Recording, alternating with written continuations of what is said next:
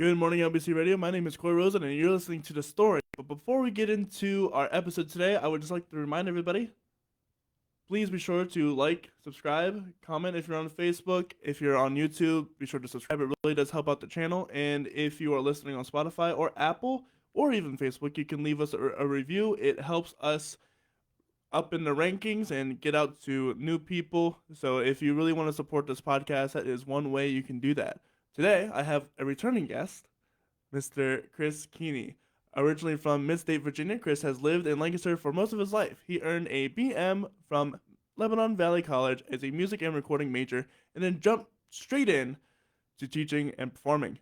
Over the past 18 years, Chris has taught many hundreds of guitar students, both collegiately and through private lessons. At his height, he was teaching approximately 70 students a week. Though he doesn't have much time for independent teaching these days, he does keep a few individual students, but most of his teaching time is devoted to the collegiate world. He is currently the head of guitar program at Lancaster Bible College and has recently taken over the program at Franklin and Marshall College as of the fall of 2022. Previously, he ran the guitar program at Albright College from 2005 to 2010. As a player, Chris has been fortunate to have had a wide range of gigging and touring opportunities over the years. He's played with many jazz and rock groups, toured in extreme metal bands, played in regional orchestras, and joined backing bands for national and international artists. Also, since mid-2017, Chris has been the head of worship and technology at St. James Episcopal Yep.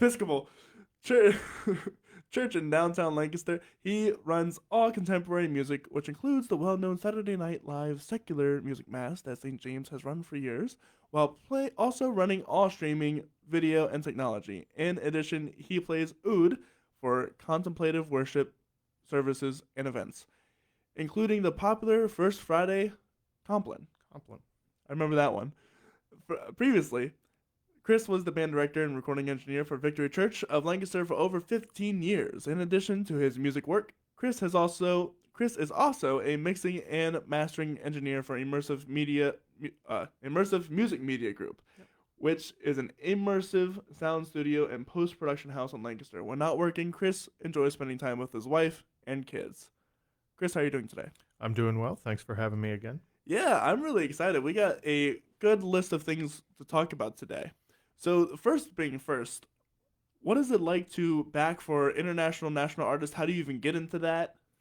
Oh, that's a good question. So my version has been that I've not joined a particular band at any point. That was the backing band for one artist. I have a number of friends who have done that at different times. I've generally been standing in with people when they're playing conferences or large events or one-off shows that come through where they're hiring people.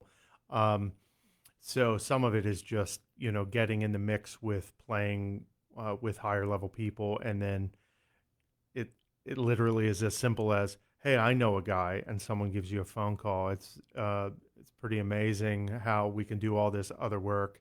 And it just, at the end of the day, comes down to who you know. Truthfully, it's been a conversation on this podcast many times. It's, as a musician, it's who you know and what do you know them for. Yeah, absolutely. What are you most known for? I think, at least as a guitar player, I would say it's kind of the Swiss Army knife thing where I can at least hang with virtually anything. I have my specialties, my things that I'm more comfortable with.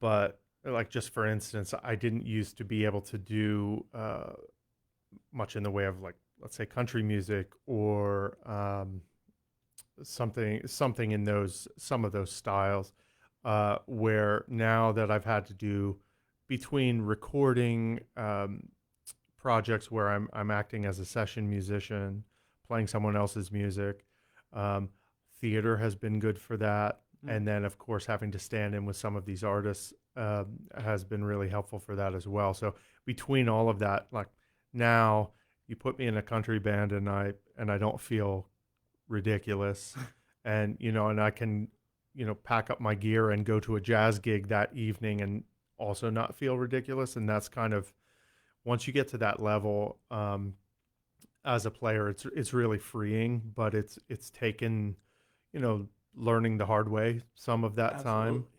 Absolutely. So I've been fortunate to have enough, experience that I can learn the hard way, and figure out how to really be, at the end of the day, what those artists are looking for is for you to sound like a musician. They don't care how fast you can play. They don't care about any of the other stuff for the most part. They want you to look like you're comfortable on stage, and they want you to, at the same time, almost be invisible, like be so So comfortable in tune. blending in that, yeah, like you wouldn't know that you met the other guys that afternoon, which is what Absolutely. happens. Yeah, it's having heard some of these stories from like for example, I had Daryl Davis on and hearing how he had to play with Chuck Berry and how one of his events while playing on the David Letterman show of all places, uh, he wasn't supposed to play with him, but that night Chuck Berry said, "You're my piano dude," and kicked Paul Schaefer off of the piano, Yeah. and having it work so seamlessly that even Daryl could play the stingers as well without knowing, oh, that was a last minute, that was never planned at all. Mm-hmm. Mm-hmm. That's that should be the goal for any backing musician or session guitarist or session musician at all. Is that you should be able to be so good, so versatile that it wouldn't be known that you met that person 5 minutes ago. Yeah, and I say this to students quite a bit, but we also talk about it in the theater world. The least important thing in some respects is chops. Like it's Mm. assumed that you have a certain level of chops.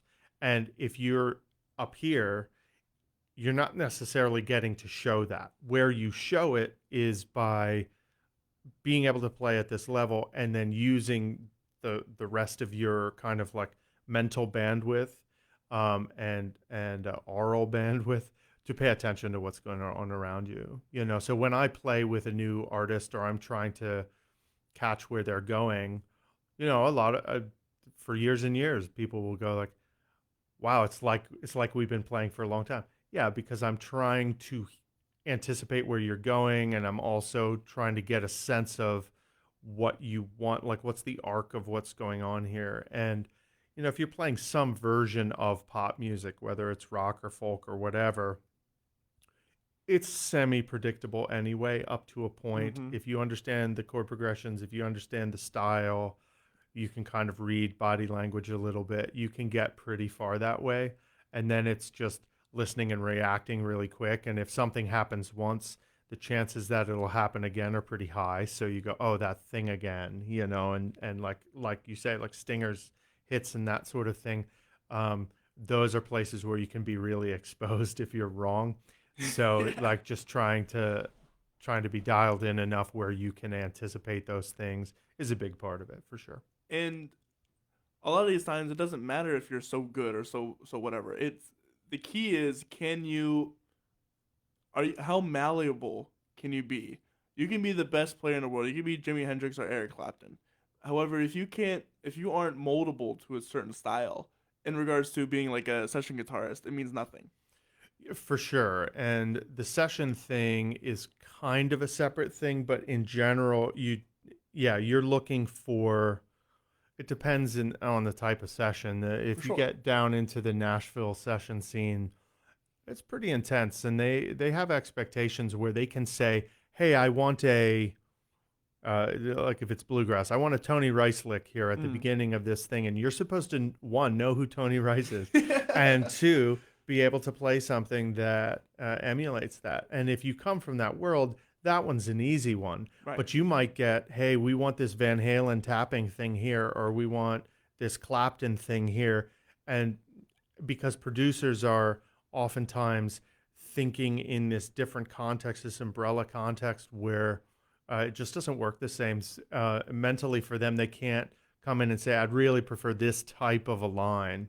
Like that's the best they can do, and they're trusting you to figure it out. So some of the best stuff you're gonna hear, it really comes down to those musicians coming up with some things on the fly or Mm-hmm. blending something they already know based on a producer saying, "Hey, give me this," and like we're rolling tape in 30 seconds, like figure something out real quick and then play it. which is crazy. Yeah, and that's another good piece of advice. Study multiple people of your instrument.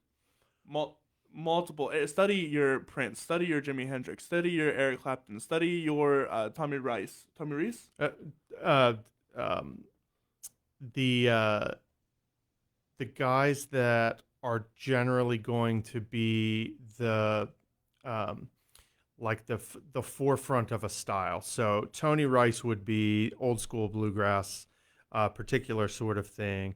You have your Hendrix or your Clapton in like the blues rock. You have your Van Halen.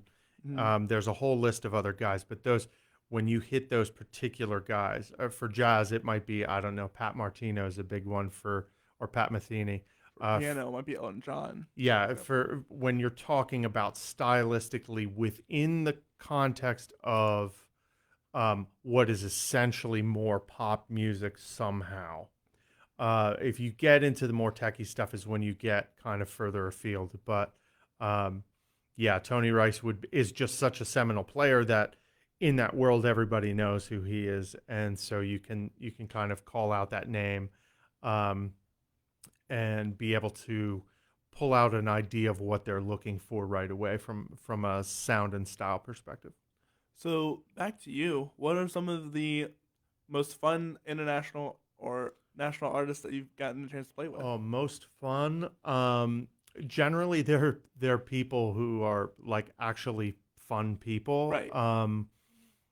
Uh, a number of times over the years I've played with Sarah Kelly, who's like semi well known in the Christian world and was in the secular world also for a while.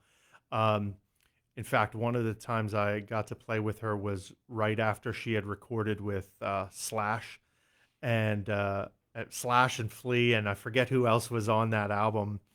Uh, some other notable musician, and we were just getting to talk about that and and somebody that hears what I do in like a sound check or during a rehearsal and goes, okay, I trust you. Just go ahead and do this thing. So sometimes you get that sort of stuff. And then also, I've done some on location things. Like there's a fellow, Scott Moreau. He's actually done a bunch of work here in Central PA. I'm not sure where he's based out of now, but he's a Johnny Cash, guy. He does impersonation stuff. Has written musicals about that. Has performed in other musicals that were written by other people. But then he also has like versions of shows that he does. And I did one with him during the pandemic up in upstate New York, and that one was really fun for some of the same reasons because like I'm not a big Johnny Cash guy, but when you listen to those tracks, they are really seminal, a lot of them, and so you're trying to get some sense of those sounds and how to get those sounds to be able to play them and sound legit. But again, like you're meeting these people sometimes the day before, sometimes the day of. I think I finally met Scott the morning of our show. We had a 90-minute rehearsal and then a concert a few hours later, and he was comfortable enough with me to kind of say, hey, just can you take this part? Sure. Okay, great. And then it's just kind of like a look and a nod when you're playing. So those are actually the most fun. It's a little less fun to me personally when I have certain types of sheet music set in front of me and I have to kind of grind, even if the artist is big time thing or if it's a big time group of some sort, get to stand in with different people. And I've done some of that. I haven't done a ton of it, but it's been fun to do when I've gotten the chance, certainly. What is one of the most valuable or memorable lessons you might have learned during that? Oh, be easy to work with. Absolutely.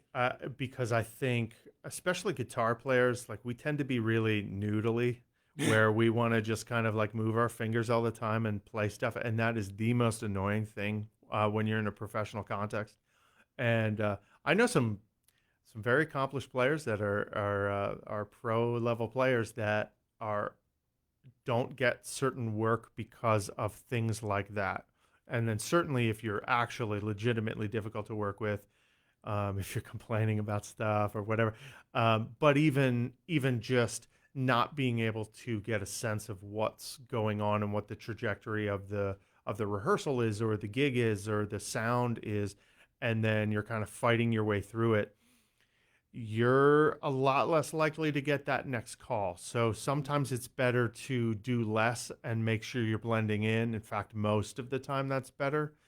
You can like find your little times to kind of sneak out. But a thing to remember with at least the larger artists is that they're used to people who are really good. So Right. they're likely not going to hear you and go, "Oh my word, this is the best player I've ever heard in my life." It's like they have their favorites. You might even be better than who they think is great, but that's not the point. And so if you're trying to impress them, you're going to impress them more by being professional, easy to work with, have your sounds, have your gear ready to go, that sort of thing. I was about to say, some of these people have already. You gotta imagine how many people have already played with them, have already tried to impress them, and have already failed horribly. You're gonna impress them more by acknowledging, okay, this isn't the time for me to shine. This is the time for me to be a support to this person. You, granted, yeah, you can do your little chops and little licks whenever it's appropriate, for sure, and be sure to do that for sure. However, you gotta tune yourself down, humble yourself, and acknowledge the gravity of the situation, and focus more on being a support to that artist because if they don't, granted, you want them to notice that you're there, but if they don't have anything to say to you, that's probably a better thing than not. For sure. Or just in general, they're like, "Wow, band sounds great." Yeah. Like that's the sort of thing you're going to hear when things are working really smoothly. Um, had that happen number of years ago, got to play with Stephen Schwartz, the Broadway No composer, way. and that was with Oh, that's so Prima cool. Theater. Brought him down, and a group of us were the backing band for this kind of a review of different versions of his material over the years. But then he did some playing with us, and it was similar. He's like, "Oh wow, you made it easy." It's like that's what you want to hear. That's exactly what you want to hear. That's So probably the one of the best compliments you could ever get from that. yeah, Steven Schwartz, that's is one of my favorite play composers. He yeah. did what is it? Wicked. He did Pippin. Oh, I don't know about Pippin actually. He's done a number of different like really well known things, and um, he's such a larger than life character, especially for a little guy. But he's he's so commanding in that world, and I mean, Wicked's the one that everybody still talks about just because it was so So good. huge. If you Yeah. haven't listened to the music of Wicked, you must. If you're gonna watch any musical, Wicked just for the music alone is a must for me at least. Yeah, and he's done a number of other well-known things. I occasionally blend him with Andrew Lloyd Webber because Mm. I've played so many of both of their things that I have to remind myself which one of them wrote this, even though they really write differently. It's funny how in your head you can kind of mix those things. But So moving on from the international and national backing, you also play locally and with some really cool instruments. well, thank you. Yeah, Yeah. I think they're cool. Yeah, so the main one that has become kind of like the principal thing that is non-standard more recently would be the oud, which I know we did talk about um, previously, um, and I've been pretty fortunate to have an outlet on a regular basis. Uh, there's a number of different uh, organizations that have started to incorporate some things like that in Lancaster, but I'm fortunate that my uh, day job also is one of those. So St. James does a bunch of contemplative things and meditative things, whether they're separate events, sometimes incorporated in an actual service. Um, they have meditation groups that meet during the week. Uh, it's been kind of a good experience to be in that community just in general, but then they give me an outlet to do that. And oud, because of its nature, you're not playing Western music. I'm not coming in here playing like Jingle Bells on the oud or whatever. Although you could. It, the style, if it's legitimate at all to its kind of like um, origination, or at least how we would view it now as a mostly Arabic instrument, even though it's way more widespread than that. A lot of times it's based around improvisation and quite long improvisation. So it'd be nothing to hear, a taksim that's lasting for 20 minutes, 25 Wow. minutes. Now, I don't tend to do those that long. We kind of do more bite-sized chunks with what I do at St. James. Uh, and I'm also, again, blending what I do as a guitar player with this instrument, and if you want me to pull it Yeah, out here, I sure. can. Um, yeah, so I brought this along just to show and demonstrate. So a traditional oud is going to have a lot of similarities, but this is clearly not traditional. It's a acoustic electric instrument that allows me to plug in and play pretty high volume, but not feedback. So that's why I'd gotten it originally. But it ends up fitting me especially well because the instrument itself, certain types of ouds regionally, depending how they're built, aren't meant to sustain very long. The note is kind of short, and this one, especially when it's plugged in, it's not very loud. Unplugged, sustains a long time, so I can almost treat it a little more like a guitar, and it's really an overlap with Indian sarod, if you've heard of a sarod. So they're guitar-ish instruments, but they're really distinct because they one, no frets, Right. but two, you're approaching it more as a single note at a time. You might play occasionally do some two or even three note things at a time, but predominantly single note. Uh, so that changes how you view it, and being able to like provide your own drone. I often play over a drone just because it enables me to be purely melodic, and that's kind of my east meets west thing, Mm. where it's a little more in my wheelhouse to do that. Um, and frankly, more of an Indian thing, but that was more what I came up on. So, yeah, I don't know if you'll be able to hear any of this. I can move the mic down a little bit, Yeah. um, and it's not going to sound like much unplugged, but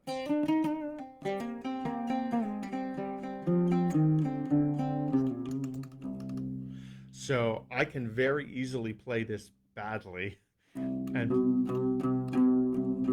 play it out of tune slightly, and you have to train your ear to be able to find it. In that respect, it's very much like a violin or something like that. Um, but because of the fact that you've got much wider range and more strings and all of that, uh, it's more complicated to do, and so you have to kind of figure out how to, in your way of playing, if you are going to play in a non-traditional way, which I'm kind of half and half. Uh, it requires a little more of me because no one's showing me how to do this. Right. Now I have gotten a chance to play with a handful of like very accomplished udis, which is great, and looking forward to playing with another one um, in, I believe it's early May. A fellow named Rahim Al Haj is coming to St. James, and he's just one of the absolute highest level players out there, and so we're really really fortunate to have him. And you better believe I'm going to try to steal him away for 15 minutes and make him give me a mini lesson on something I don't know with this. But anyway, it's become my sort of thing. But where I was going with that is to say, when you view it as more of a open-ended thing, you're not viewing it as Western music. So it can take a long time to finish an idea, especially if you have a drone that's kind of, I use actually a cello drone, kind of low note that I just run underneath. Doesn't change. Maybe I'll have it run for 5 minutes, maybe it's 20 minutes. It depends on what I'm doing. And then I'm playing over that, and kind of there's a push and pull to it where you can play and then give some space and then come back into things, or take a long time to finish an idea, which is something we don't do in our, short attention span Right. culture and everything. So that's it's been a lot of fun to do this. Yeah, so let's say as a composer, recently I've been challenged to write uh more cinematic things, and one of the biggest challenge for me that I found was patience. In because you look at stuff like Soul, or like Soul's Epiphany piece, or you look at the opening scene of Up, stuff like that, or it's really contemplative, or really it matters. The space matters, right? It's so easy just to make a melody in that and be really quick and really whatever. Um, but the stuff you can do with that and the feelings you can evoke through the space, and I'm sure that's been a really helpful lesson for you who is playing some stuff like short, fast, and really quickly, to just sit back, relax, and really contemplate on an idea. It's definitely, I would say at this point, not something that's incorporated into much Western music. Um, Although certain types of acoustic music may fall into that category, but or certainly anything that's overlapping with like quote unquote new age music. Like there's a lot of that stuff, especially in the 80s and 90s, when that was kind of uh, uh, brand new. Uh, there was a lot of that open-ended stuff that was happening there, especially with synthesizers and things, and some of it got pretty goofy, uh, but there was that intent with it of this open-ended thing, but in a more of a Western music context, and I think that's certainly something that I can appreciate even as I'm writing a like a fingerstyle acoustic guitar piece, not to be in a hurry to try to get an idea out necessarily. Um, but that, man, that takes learning, and it takes doing it over and over in different contexts as much as possible to kind of one learn to settle, but then also to trust that like the next idea is going to be there, or you can make things work in a way that it doesn't feel like you're just taking your time for the sake of taking your time, because you don't want it just to be long for the sake of length, but um, kind of figuring out how to balance those things. It's like anything, you build up that muscle, so to speak, by doing it, and by listening to things that you enjoy, and kind of sitting and thinking about what is it specifically that I like about this, other than it's compelling. Are there elements of this I can see? Oh, well, they're doing this dynamically at this time, or they repeated this motif from earlier and it's coming back in this way, and like viewing those sorts of things as um, tools for your toolbox is a great way to start to build into that. But you just gotta be willing to be uncomfortable for a while, like most learning. Absolutely. That's been something I've been trying to do for a while as a composer, to expand my and I recommend this for anybody who wants to expand their knowledge and expand or open up, because there's only so far you can go with your music tastes, right? At some point you have to expand, and you have to open up to other resources, and whether that be a different genre, a different Western genre, like maybe you're for a rock head and you start to go into blues, or you start to go into rap, or you start to go into country.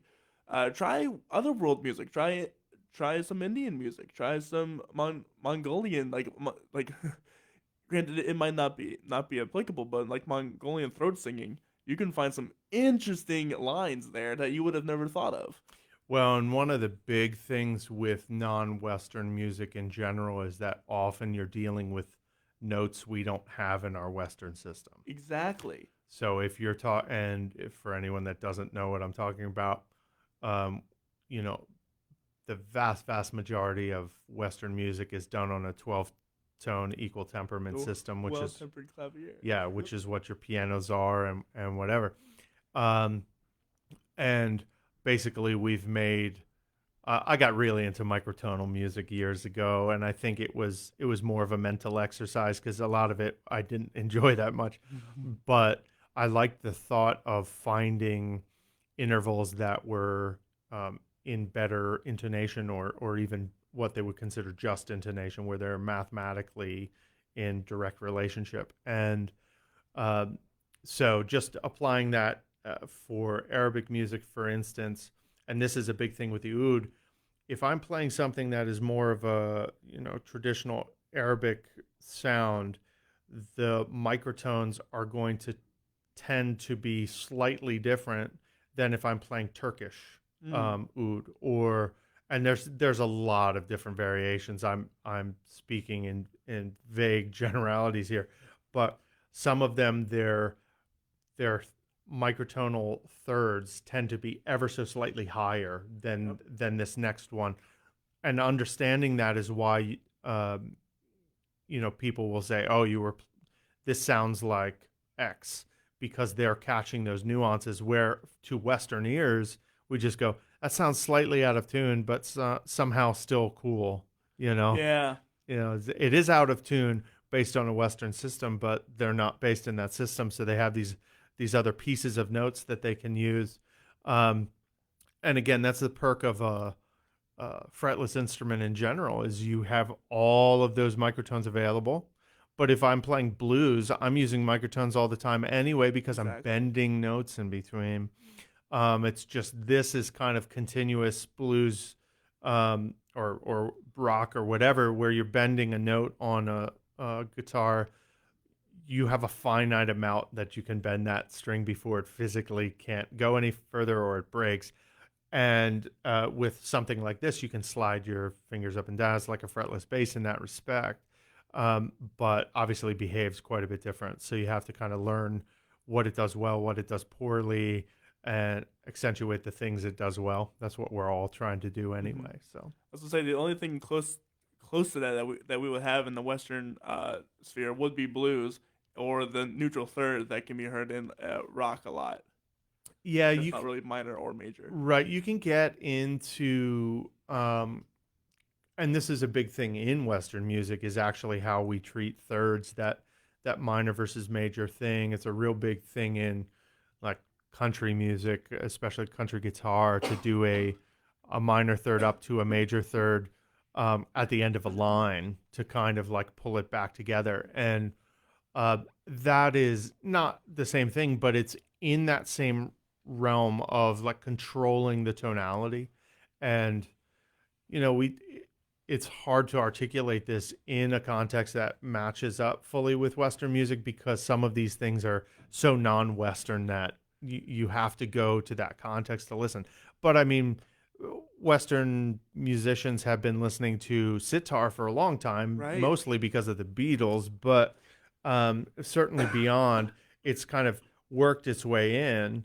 Although what's ironic, and I'll talk about this because I just had to do this. Um, the way that sitar was incorporated into a lot of rock music or whatever back along the way, and certainly now, is using a sitar guitar, Mm. where it has a sitar type of tone, but it's tuned like a guitar. It has six strings and just has some drone aspects to it and like twang that makes it sound similar. I had to use that for um, one of my recent uh, shows at the Fulton Theater, and then I actually just used it last weekend we did a Beatles mass at St. James to relaunch that Saturday night music thing, and we did the track "Tomorrow Never Knows," if anyone knows that one, and there's sitar in there, and so instead of ignoring it or trying to program it on a keyboard, I used actually have a guitar that has digital stuff in it as a Variax, where I have an electric sitar sound. So I blended that in with what I was using otherwise, and it's that sound. You hear it and you go, man, that's great. Um, so being able to incorporate those things in has become pretty common over the last 40, 50 years in Western music, but it's not necessarily. It's definitely blending more heavily in the Western direction. It's like Hmm. dumping sitar on top of pop music or something like that, as opposed to going more that other direction. And one of the groups that I've listened to for years and years that came out in the '70s was John McLaughlin's Shakti, which was much more of a uh, East band meets West. John being a British fellow who's played with Miles Davis and all sorts of other people, and had his own groups, uh, but got into this group with mostly Indian musicians who were doing their own thing, and he's layering his guitar into that. So having my ear open to some of those sounds, that direction actually makes it easier for me to incorporate non-Western sounds into Western things now because my ear's so much more open to that. Yeah, for sure. That's really cool, man. And you said that you have a guitar that's basically like a MIDI for a guitar. So yeah, they make some like that. The particular one I'm talking about is a Line 6 product called a Variax, where it has a digital system within it where you can change tuning, you can do virtual instruments. So I can make it sound like a dobro. I could make it sound like an electric 12 string, like a Rickenbacker sort of sound, and some other things. And the sounds are um, good. They're usable in a pinch. If you Like good only enough. have, yeah, if you only have one instrument that you can bring for something, it works. And you also have some blending controls, but then it's just a normal guitar other than that. So I will use it as a normal guitar more often and just sneak the other things in when I go, oh, I can't play this acoustic part, which is only four measures, and switch instruments and come back. I'm going to quick jump to a virtual acoustic guitar just for a couple measures and then jump back. Um, I actually don't use it that way very often. It's more for these non-standard sounds that I would struggle to get otherwise, or an open tuning that would be difficult. If you play any, I don't know, Rolling Stones tunes or something where it's an open G or open A, um, and right after that you have to go to something else. This enables you to do that on the fly, and it's pretty reliable. So That's nice awesome. tool. Speaking of other instruments that you like to play, you have your hand drum Yeah, or pan so drum. I started experimenting with handpan. Man, might have been earlier this year, might have been last year. I don't remember exactly when I first got one. I've seen them played for years and had some friends own them and had an opportunity to get one. And it's a cool instrument. It's very different. I can grab this as well. Yeah. If you know one don't know what a pan drum is, it's the metallic. And granted, you'll be able to see it here, but for those listening, it's a metallic big circle drum that has been dented in certain ways to make pitches. Yeah, it's essentially an inverted steel drum. That's Yeah. actually how it was supposedly first made, and uh, they have their pluses and minuses. There are some different kinds. You can get tongue drums where they're actually cut out. These hand pans, or the originals were called hung drums. They are all one piece, and so everything resonates with everything else. So if I play this low note, the whole thing is resonating. It doesn't resonate super long, but it's all dependent on a single key for the most part. So call this the din. That's my root, um, which is a D, and then I have an octave, and then I have pretty much another scale that's just a D minor that starts on my five and goes up to a five. So you're able to kind of blend these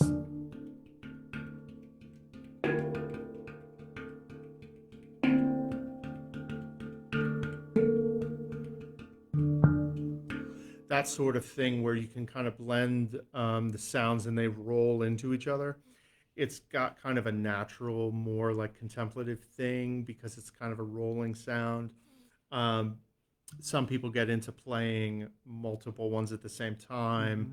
or they have very specific things and they play on different tunings, and so they might have. I know somebody that has over a dozen of these and cycles through them depending what they're working on and playing. So it's a cool instrument for that, and it's the sort of thing that, for me personally, fits really nicely into the things I'm already doing with the oud, where it's kind of open ended. There's something about it that is, it doesn't feel Western, but it doesn't feel super Foreign. foreign or ethnic in a way that we would say is abnormal, especially because I'm using essentially just a D minor scale, so Right. it's very comfortable tonally that way.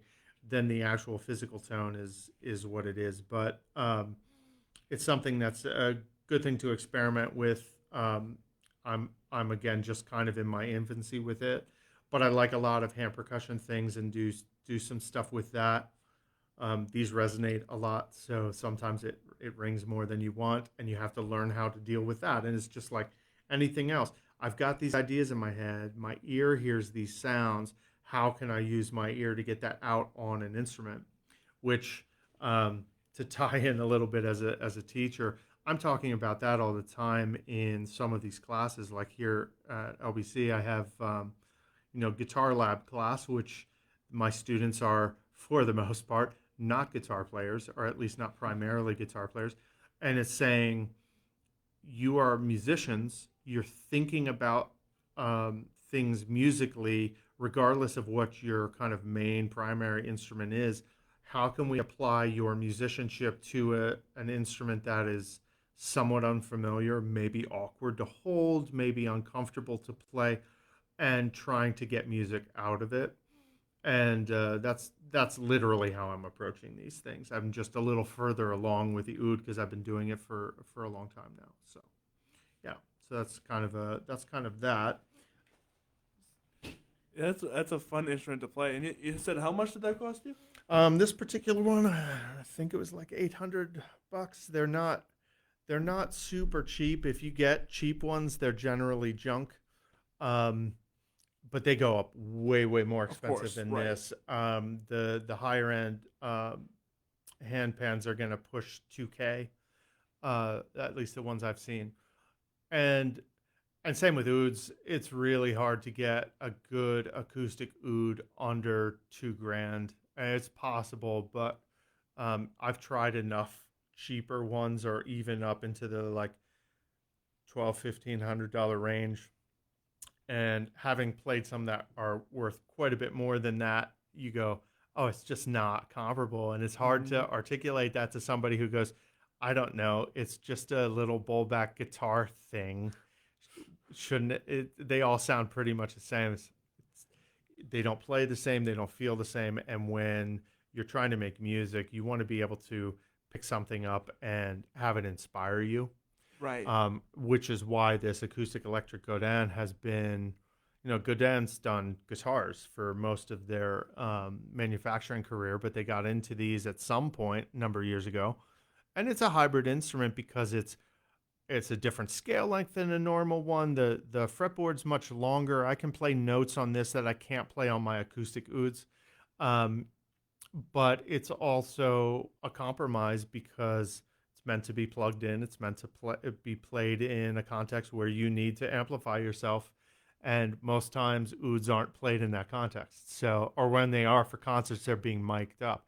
So it's really, I got it because I'm a guitar player and I wanted to play it in groups that would not normally have an oud in them. Hmm. Um, and so I made that compromise. It's the same with any other instrument in that way. And so, being a professional musician, that justifies your purchase. Yeah, so we were talking about this a little bit before, but I can jump into it where um, there's a thing that, and it depends on where you are in your career about investing in yourself. I'll say that for me, early on in my career, I'm just hustling to pay my bills and keep my kids fed and that sort of thing. It's not a super lucrative thing unless you get lucky. But I was doing pretty well, but I was hustling a lot and I was not investing a ton in my own equipment.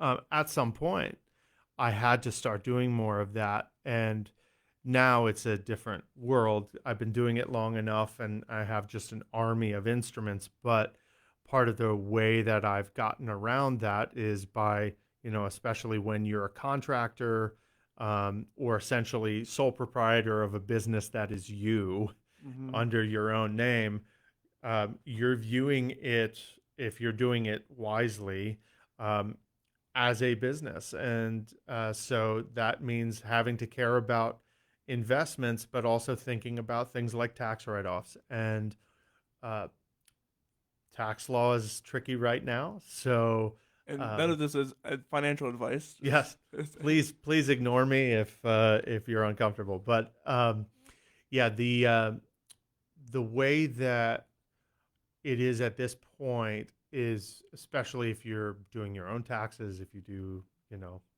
uh, one of the online tax programs or something, they've made it a lot easier for you to understand how you're claiming things, but then they're also part of your business and they have depreciation values and that sort of thing. So for me, when I purchase an instrument, I need to care about, am I using this in a professional context?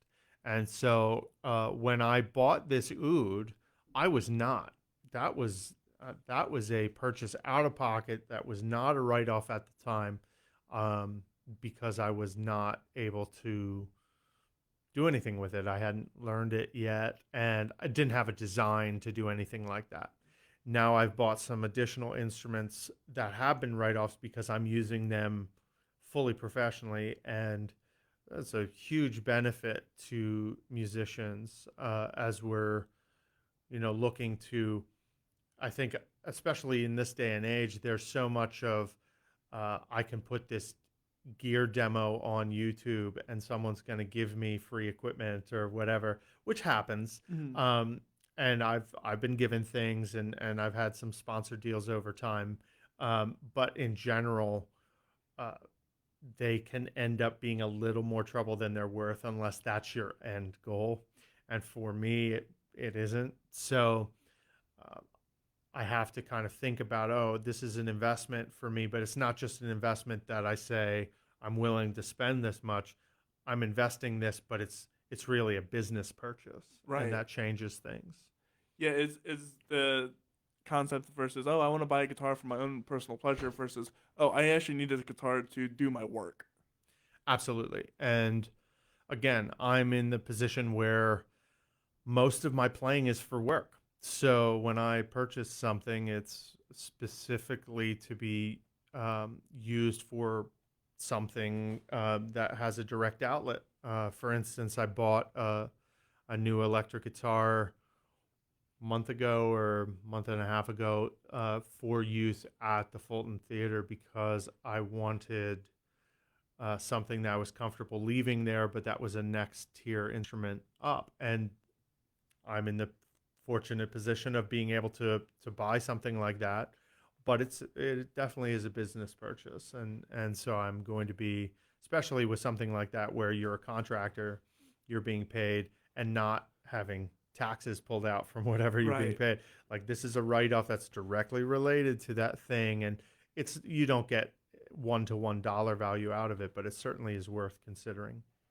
And do you have to incorporate yourself for that as purposes? No, No. Okay. you are automatically able to use yourself as your business, which is a perk. Years ago, I did have an LLC that for a small recording business with a friend of mine from college, and that was different. And Mm. that I we had to do differently and get some outside um, tax preparation done for us because it was we were not prepared to do that ourselves. But these sorts of things I'm able to do myself if I choose. So say always talk to a tax professional, finance advisor. especially if you're a musician, because it can get very complicated very quickly. Yeah, absolutely. And just as an independent contractor of any sort, you want to make sure your ducks are in a row. Um, but we were talking about this earlier too. One of the perks for me is that I don't do too many things where the overall money amount would be considered like casual labor or like under the Mm. table sort of payment. So I'm getting 1099s or W-2s for almost everything that I do. And then it just gives me a paper trail. If you have to keep your own receipts and you have to go through all of that, um, do your own bookkeeping, it's another, layer to it, but also, you know, helps you to be on the legal side of things and Hmm. and can offer you some protection too. So speaking about recording, you've done mixing, max, and mastering for a long time. Yeah, so that was my degree in school. I knew I was going to end up being more of a player than a recording engineer, so I decided to incorporate another piece into my musical journey in college, and decided recording was interesting to me. So I kind of threw myself into that, and um, have some friends doing it full time. I never did it full time, but I did have that business very, very shortly after school, and have continued to do some version of mixing and mastering for the entirety of the time I've been a professional musician. It's morphed at different times, but one of the perks of that again is if I'm doing session work, it's become a thing, especially with COVID. But even before, you were of a lot of value if you could track something of good quality at home, Mm, and an artist didn't need to book right. out a recording studio for you to go and track. So um, that has benefited me and many others, just as the quality of what would be considered probably like prosumer gear, where it's pro level gear ish, but it's meant to be small format or just a couple channels of like a preamp or something. That the cost of those has come down somewhat, but the quality's gone up quite a bit. And what's available now for a home recording rig is incredible. So just being able to use those sorts of things independently has changed the game. But at the end of the day, there's a reason why everyone still records in these big studios for most things. It's because they have the ability to do things we can't do otherwise. So yeah, so I'm connected at currently at a studio here in Lancaster area that is relatively new. Um, it's not a traditional recording studio exactly in the context of how a lot of people think about it. It's a little more of a post production house, meaning doing sound for video like movies and TV and that sort of thing, but certainly can do music as well. And we've been starting to do more music actually.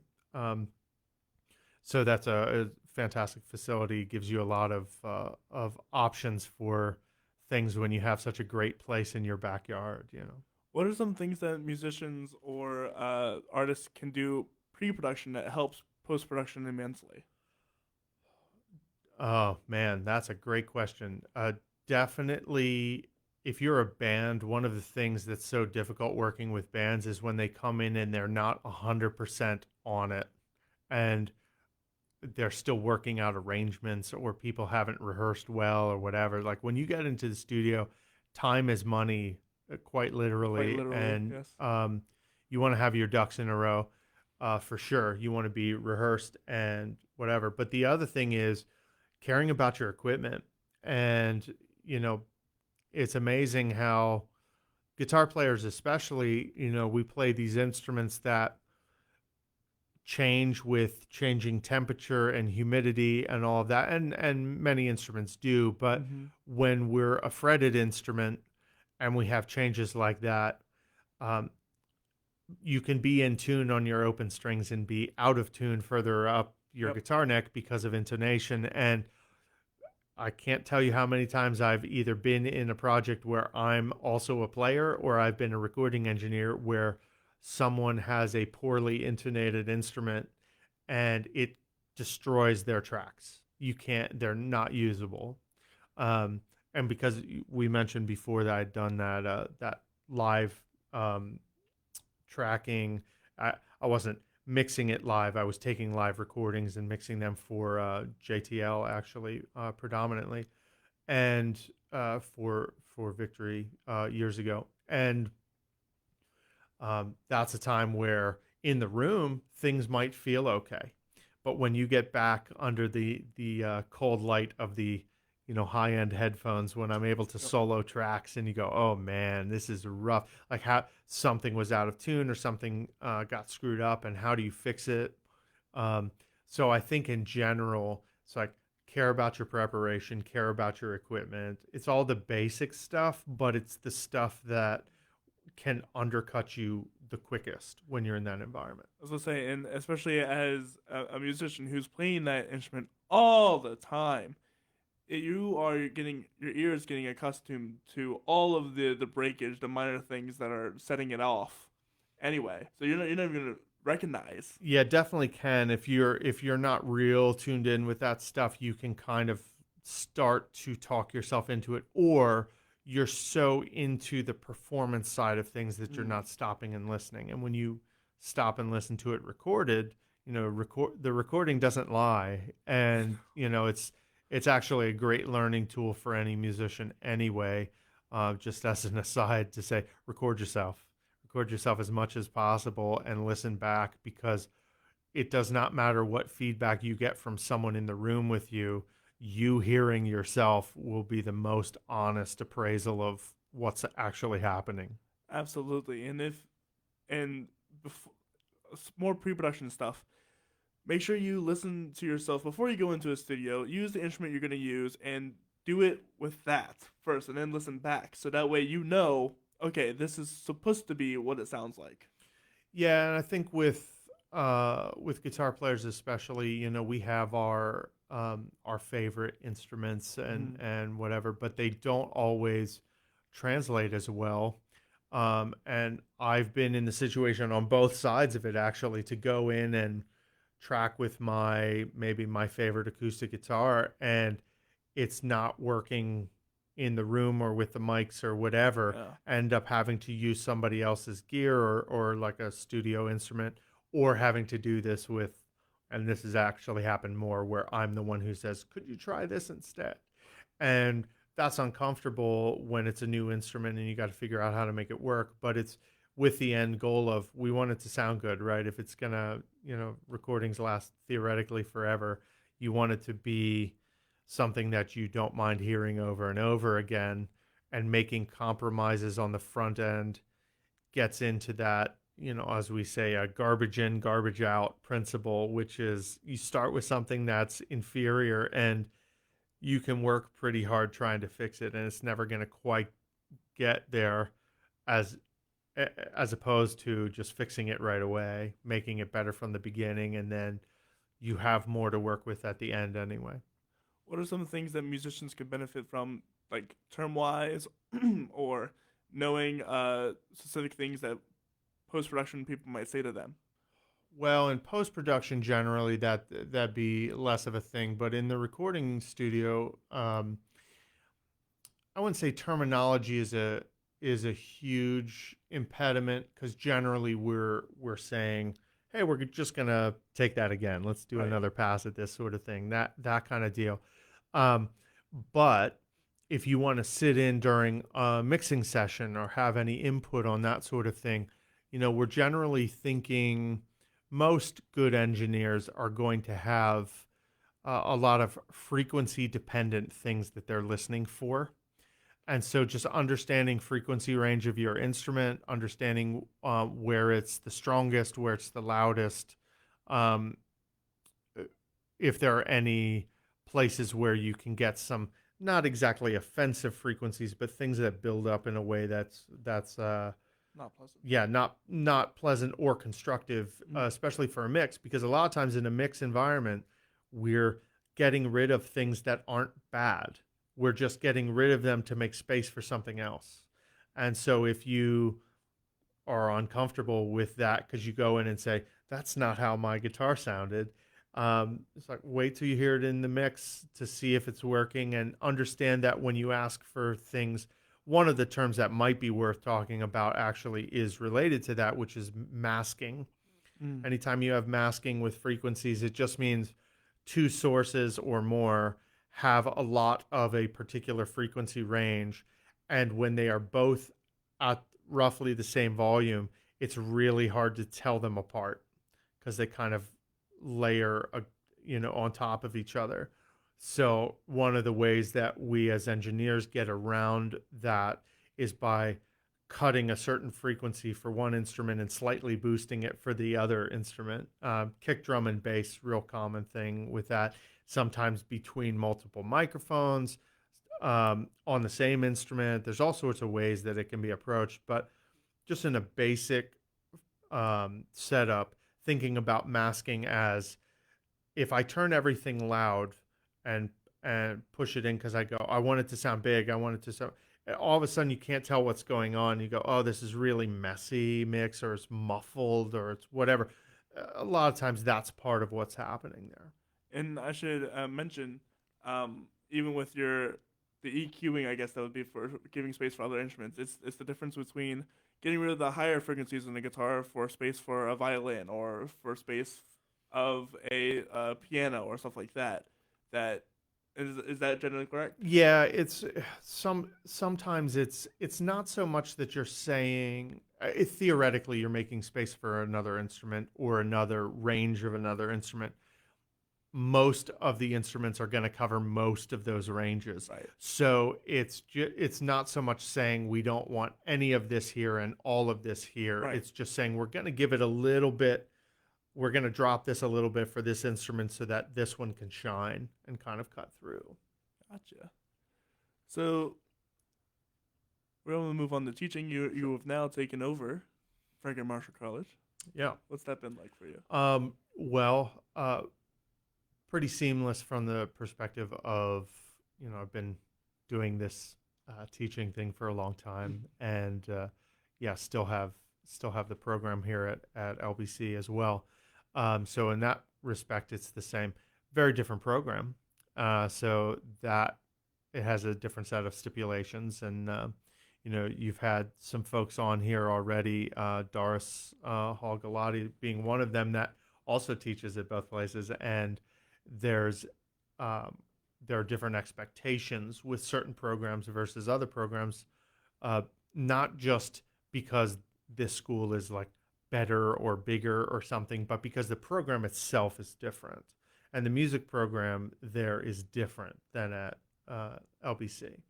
So that's pretty distinct, and that's been part of my work, is to kind of figure out what they're looking for, what benefits their program, how to, frankly, as a instructor anywhere, you're jumping through the hoops that they've asked you to jump through, and as an adjunct, you have a little more leeway probably, but you also have less clout to try to change anything. So you're trying to figure out how best to incorporate yourself into a system that exists already. But it's been great, and actually a fair amount of students already. So it's nice to have that. Although, be careful what you wish for, because I've run into this a number of times now in my career where I've said yes to a lot of things. It's nice to be first call for a lot of things, and then at some point you go, I am physically out of hours. I can't fit this stuff in anymore. And I've hit some of those limits more recently again. And it's just a reminder of prioritizing what you want to do, and figuring out what's the best fit for you. And to bounce or piggyback off of that, make sure you schedule like rest as well. For sure. And that has been something that traditionally I have not done well. I have friends that do that way better than me. And I'm starting to have to learn to do that, because it is so um, unforgiving when you're in the midst of these things. If I have my normal work during the week. I have two schools. I'm teaching multiple classes here at LBC, and I have a theater show running 6 days a week. And so it's a hustle. It's looking at my phone, going, where do I need to be next, and how many minutes do I have to do this thing before I have to be to the next thing. And when you're doing that all the time, it will absolutely burn you out after a while. So you need to figure out times when you can step back. Um, but when you've been in the hustle for so long, as a lot of artists and musicians have, it's hard to say no to certain things. Absolutely. So I've been guilty of saying yes to things because I don't want to say no, and then kind of paying for it after the fact. So yeah, still a learning process for me, but I'm figuring out, moving into the next few months and then into the new calendar year, what that's going to look like for me now that I've said yes to a different set of things. You know. And even on top of that, you got to, especially for those with families, you got to think about your family time too, because family Absolutely, will burn you out as well. absolutely, and in general, ages of kids and schedules of your spouse's work or Hmm. or whatever, or if you extended families that are close, all of that has to be part of the conversation. And occasionally you have to make compromises that you're not going to be happy to make. And as artists, I think we sometimes really resent those compromises. So that's a thing to be aware of, both directions, of like, where am I having to compromise, and what's really the best thing overall. And maybe it means having to say no to something you would prefer to say yes to. How do you, as a musician who goes through these times where, because multiple musicians do this, they go a time where, okay, a week I'm completely booked, I have no time whatsoever, and then the next week they've got nothing. How do you manage those differences? How do you, because you can go high energy, and then that whole week you're like, what am I doing with my life? That's a good question, and one that I'm not even the best one to answer at this point, because I generally don't have weeks where nothing's happening Mm. anymore. I used to have chunks of time where there was less going on. Not generally zero, but certainly less. Um, I think that's because of the breadth of things that I do. If I were just teaching or just gigging, um, there's a reason why a lot of people that have done that have ended up getting at least part-time day jobs, just to kind of make it easier to make sure their bills are paid, things are a little more stable. Then if you get that last minute cancellation, it's more like, oh, okay, I got have a free evening now, as opposed to, I needed that to go buy groceries or Right. something. And yeah, especially if you've got a family involved in that, that's pretty grindy. So I think the easy thing is to say, you don't treat the really busy times like they are the consistent thing. You try to take it as, okay, I'm busy now, I'm going to be less busy later.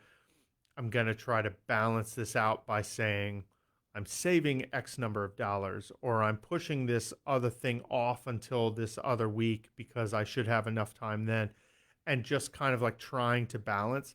But that's a hard thing to do if you're in the middle of the hustle, because you're trying to make sure you're maximizing your availability and your earning power in that way.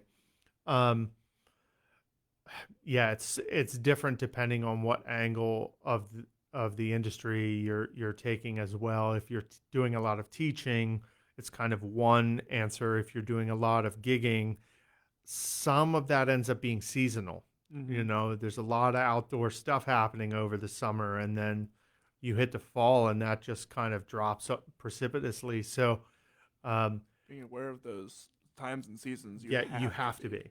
And I know the folks who do it regularly, they are, Right. and they understand, hey, I'm real busy over these 3 months, and then things back off, and I'm into this time of the year for other things. But when you're starting out, that can be tricky to make that transition. So any way you can give yourself a cushion is beneficial. Um, Even to the point where I've had this discussion more recently with some folks. It's okay to not do this stuff full time, Mm. uh, initially, or maybe ever. And again, I'm fortunate that I've been able to figure out a way to make it a full time thing, but it's full time between a bunch of things. Actually, quite a bit more than full time, which again is there's plus and minus with that. But um, if you want to keep some integrity of your artistic outlet, if that's important to you, or you just don't want to have to worry about making sure your bills are paid, it's a lot easier to do this on the hobby level and build out of that.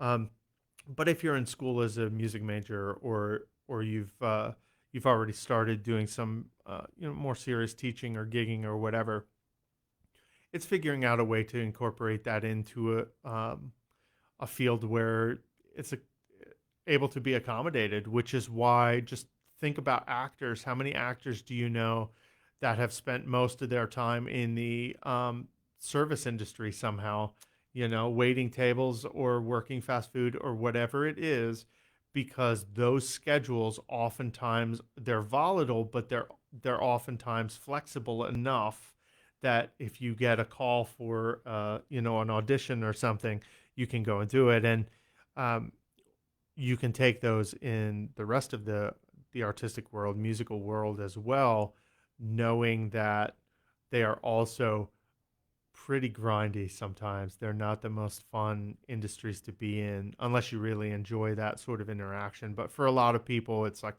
fun for a while and then they're done with it. And that might have to be something if you're gigging a lot and you're getting offers for things, but the 9 to 5 is overlapping that in a way that doesn't work. Then you have to decide where your priorities are. Absolutely. And we mentioned the seasons thing, and you can do one thing I would highly suggest to musicians, because you can get started in the summer and things will be great, but like you said, as everything shuts down during the winter and it becomes really really cold outside, especially here in Central PA, things stop. Yeah, it depends on the types of gigs you're doing. Yeah, right. I think that's where you get into self promotion and marketing too, but also having the breadth to do multiple things. If I'm going to market myself to, I don't know, like wineries and clubs and things over the summer and into the fall, at some point that starts to shift, and maybe I'm trying to book Christmas Yep. parties or whatever. And if that's a priority for me, I also have to be starting booking things way early. Way You early. can't wait. So just kind of understanding that, and anyone who's been in this world, this isn't new information. This is all No. real pretty basic stuff. But if you haven't been, those are the ways you have to think about it. It's not like you just decide one day you want to start playing some solo gigs and like call a club and they say, "Sure, what are you doing this Thursday?" It generally doesn't happen like that. So, No. And if you're in the teaching industry, recognize that there's teaching seasons. There's whatever seasons, because it is something I didn't think about at all. Just starting into this, there's a wedding season. There's a whatever season for anything, and you have to yeah. plan ahead Yeah, and with budget. understanding what you're looking to do, and then yeah, as you say, like budgeting is everything in this world. If you're not consistent with, if you can book gigs that are regular, um and you go, oh, okay, I have this for this amount of time, like certain types of gigs um are only going to be available in certain seasons. Other ones are a little more flexible, but you're also dependent on the season for the venue, Mm. whether it's a restaurant or a store or something like that. Um, you have to understand the kind of overall arc of the year, and for teaching too. And again, a lot of people who are playing at least semi-professionally are generally doing some teaching. Not everybody does, but a lot of people do. When you're doing that, you understand that summer is actually sometimes the most volatile for Hmm. that because everyone's on vacation and everything's happening. You get into the school year and it's like, oh, it's Tuesday at 4:30. Always have this guitar lesson, that sort of thing. You're able to build off of that, and you know, kids still want to learn music all the time, so that's a good thing to kind of use as a leverage tool if you're trying to get into that, for sure. So I have some general questions now. That I have new general questions I didn't ask you last time. Sure. What is one of the best pieces of advice that you've been ever given? Um, Man, I should have asked you for these ahead of time so I could think about them. I mean, one of the best pieces of advice for sure is um, being told at some point along the way. It was actually in the context of reading music, but I've used it for other things. Was at the end of the day, rhythm is maybe the most important thing that we're looking at. Absolutely. And I, at the time, pushed back on that and would have said, no, I think, melody is more important. Like if you don't have the right notes, like what does the rest matter? And the longer I've done this, the more convinced I've been that it is actually rhythm that's driving most of this. And you can have rhythm without melody and be very content sometimes. So it makes some sense. There's something very kind of almost primal about rhythm, really, really kind of foundational level. So just focusing on rhythm and making that something that's, um, if you are a performing musician or learning, that's a focus for you to really be locked in on. So I would say in a musical context, that's probably the best advice I ever got. Yeah, I was, and because you can make incredible melodies, but if you don't have the ability to put them in time correctly, Yeah, and just understanding phrasing and right? understanding, like chunks of cyclical chunks of rhythms that have a particular feel or whatever. It massively changes everything. So yeah, definitely important. And we're not talking about one specific rhythm at all, but learn multiple rhythms. There are an infinitesimal different types of rhythms, whether it be a guitar, whether it be piano, whether it be like you got the clavichord, you got the clave, right? The da, Hmm. like that kind of rhythm, or the harmonic rhythm of the 12-bar blues, right?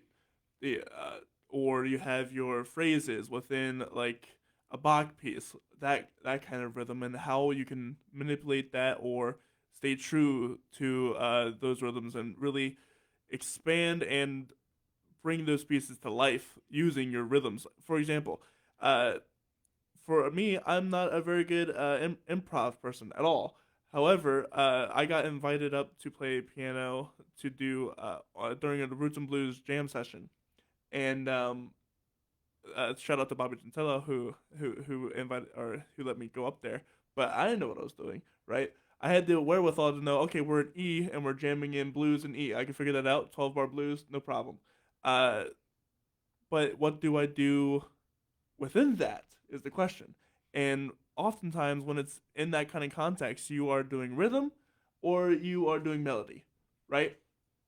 And if you're gonna play rhythm on a piano, you better have your rhythm down, or else it's gonna show.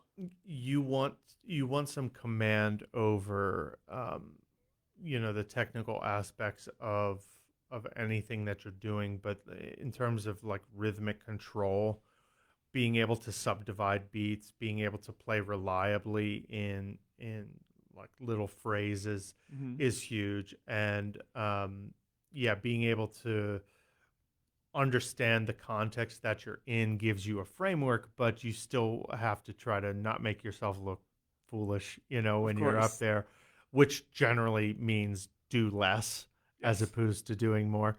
Um, but there again, if you can feel subdivisions and phrases because you've kind of experimented with that, or actually worked on those, they can start to just be available for you. They're in your toolbox.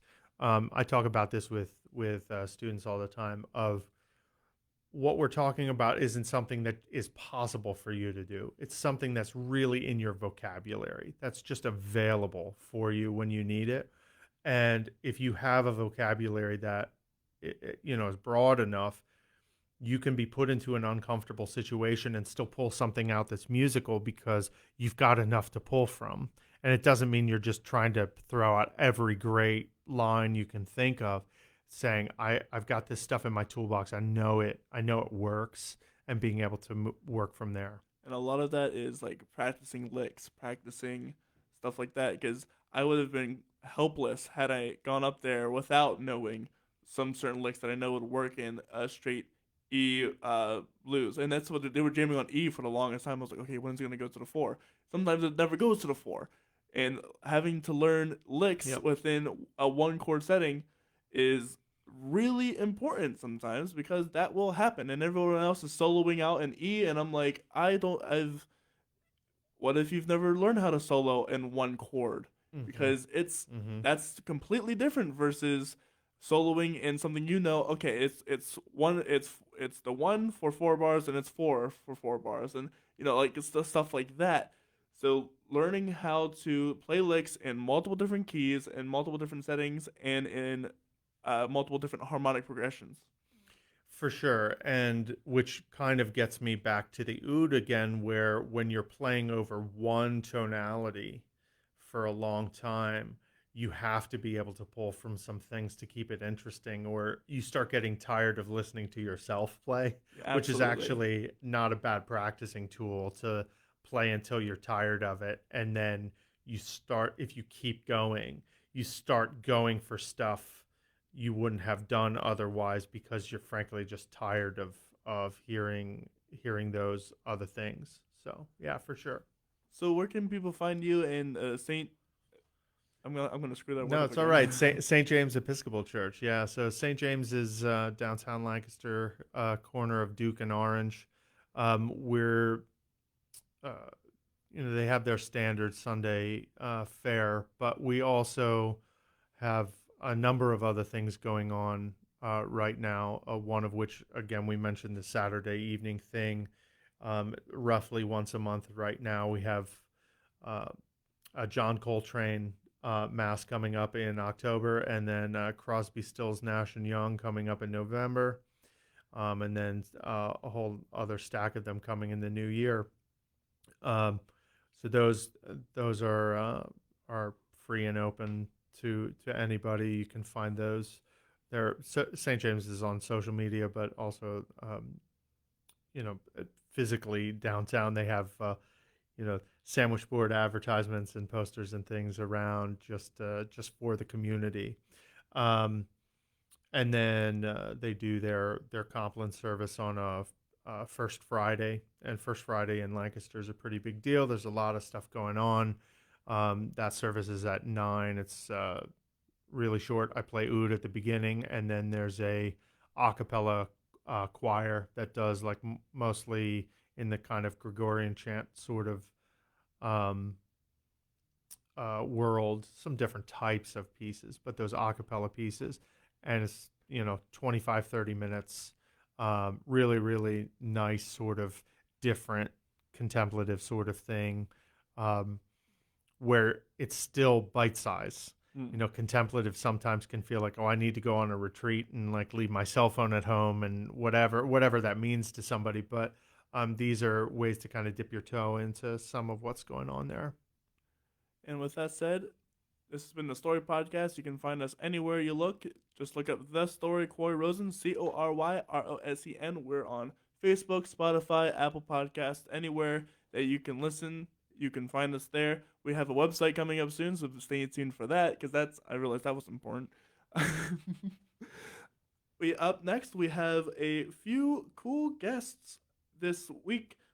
Tomorrow we have Right Coast Recordings Logan Kurtek. He's an amazing saxophone player who's played a lot of places.